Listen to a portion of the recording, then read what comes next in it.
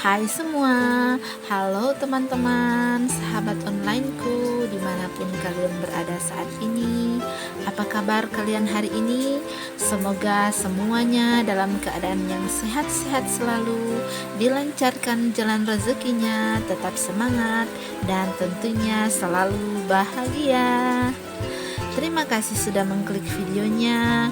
Bagi teman-teman yang baru pertama kali mampir di channel YouTube aku ucapkan selamat datang. Perkenalkan, aku Divia, seorang ibu rumah tangga yang mempunyai 3 orang anak dan mempunyai warung sembako kecil di teras samping rumah. Dan bagi teman-teman yang sudah dengan setia selalu menonton setiap video aku ucapkan banyak-banyak terima kasih. Semoga apa yang direncanakan, apa yang dicita-citakan segera tercapai ya teman-teman. Nah, teman-teman di rumah lagi pada ngapain nih? Di tempat aku pada saat aku merekam suara ini lagi hujan keras ya teman-teman, disertai dengan angin kencang. Nah, seperti biasanya, sambil aku menata-nata barang-barang yang aku beli tadi di grosiran, aku ingin membahas tentang langkah-langkah bagaimana memisahkan uang pribadi dan uang hasil usaha ya teman-teman. Topik utama kita kali ini yaitu bagaimana membahas usaha kita jadi besar. Salah satu cara yang penting yang harus kita lakukan adalah kita harus memisahkan antara uang pribadi dan uang hasil usaha.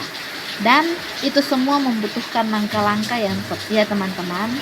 Dan langkah yang pertama aku lakukan ialah membuat catatan terpisah antara catatan warung sembako dan catatan pribadi ya teman-teman. Seandainya kita tidak sempat membuat catatan untuk uang pribadi, minimal untuk catatan usaha warung sembako harus dilakukan ya. Dimana kalau kita membuat catatan atau pembukuan terpisah, maka rekeningnya pun harus terpisah. Transaksinya dilaksanakan dengan terpisah, segala bentuk administrasi di dalamnya pun harus terpisah. Kalau kita melakukan pengeluaran pribadi, tentunya dicatat pada pembukuan pribadi. Enggak dicatat pun enggak masalah ya teman-teman. Tapi kalau segala bentuk pengeluaran dan pemasukan di warung sembako harus dibuat secara detail. Dengan cara begini kita bisa mengetahui dan memilah mana itu transaksi uang pribadi dan mana transaksi uang usaha hasil warung sembako. Kalau kita sudah membuat langkah ini, paling tidak langkah kita selanjutnya yaitu fokus membuat warung sembako lebih besar dan berkembang itu sudah dimulai. Oh ya teman-teman, sebelum kita lanjut ke cara yang kedua, mohon maaf ya soalnya ini bocil lagi ganggu-gangguin aja deh. Kita lanjut ya. Cara yang kedua ialah menyusun anggaran usaha dari warung sembako. Oke teman-teman, kalau kita sudah memisahkan catatan atau pembukuan uang pribadi dan pembukuan uang usaha, maka kita harus memulai membuat anggaran perencanaan usaha. Artinya, kita bisa mulai, contohnya seperti anggap saja di awal tahun ini kita mempunyai omset misalkan 1 juta ya teman-teman. Maka kita harus segera mempunyai konsep kalau di akhir tahun ini target kita harus mencapai omset misalkan 2 juta. Itu cuma contoh ya teman-teman. Nah, setelah kita menargetkan omset kita 2 juta di akhir tahun ini, maka kita harus tahu kebutuhan dana yang harus dipersiapkan dari waktu ke waktu sampai dengan kondisi sekarang ini. Kita bisa menghitung berapa kebutuhan yang harus kita siapkan untuk bisa mencapai target yang kita inginkan.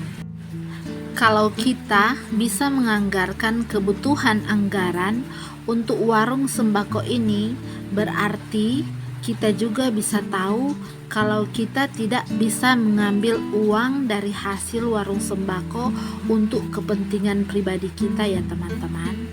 Kenapa? Karena usaha warung sembako kita pun membutuhkan dana untuk perkembangannya.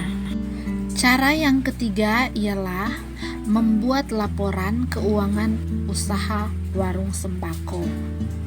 Mungkin sebagian orang membuat laporan keuangan itu tidak penting, tetapi menurut saya laporan keuangan usaha itu sangat dibutuhkan semenjak kita awal membuka atau memulai usaha. Karena menurut saya dari sinilah kita bisa mengukur kinerja usaha kita. Kita bisa mengetahui apakah selama ini usaha kita berkembang atau tidak.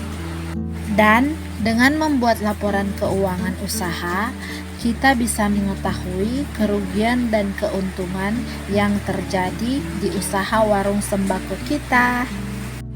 Langkah selanjutnya ialah disiplin. Apapun yang kita mau atau apapun yang kita inginkan, kalau kita tidak disiplin, itu semua tidak akan tercapai ya teman-teman. Dalam kita memulai usaha, mau itu usaha warung sembako atau usaha apapun, supaya bisa membuat masa depan kita itu lebih baik, maka mau tidak mau kita harus membuat usaha kita lebih besar dan berkembang. Nah, kalau kita sudah memisahkan antara pembukuan atau catatan uang pribadi dan pembukuan uang usaha, kita sudah membuat anggaran usaha, terus kita sudah membuat laporan, tapi kalau kita tidak bisa disiplin, maka semuanya akan sia-sia. Maksudnya, jangan sampai ada transaksi yang tidak tercatat ya teman-teman. Selanjutnya ialah menggaji diri kita sendiri, dan jangan sampai mencampur uang hasil warung sembako dengan uang pribadi. Maksudnya, kalau seandainya kebutuhan pribadi kita semuanya diambil dari hasil usaha, maka hal yang kita lakukan ialah menggaji diri kita. Maksudnya di sini, misalkan pendapatan kita per hari 100.000, maka kita mengambil 10.000 untuk diri kita dan yang 90.000 diberikan untuk mengembangkan usaha. Dan setelah usaha kita sudah makin berkembang dan mungkin pendapatan kita sudah lebih, misalkan sudah 200.000, maka dari situ kita bisa mengambil lebih pula ya teman-teman. Mungkin yang dulunya cuma 10.000, sekarang kita bisa mengambil 15.000, dan begitu seterusnya ya teman-teman. Oke teman-teman, itulah beberapa langkah yang saya lakukan di dalam saya memisahkan uang hasil dari warung sembako dan uang pribadi saya ya teman-teman. Jika ada salah dan kurang di dalam saya membuat video ini, saya meminta maaf. Dan jangan lupa ya, bagi teman-teman yang belum subscribe, jangan lupa di subscribe karena subscribe itulah gratis. Dan jangan lupa like, komen, serta ketik lonceng notifikasinya supaya bisa mendapatkan video-video terbaru dari saya. Sampai jumpa lagi di video-video selanjutnya. Dadah.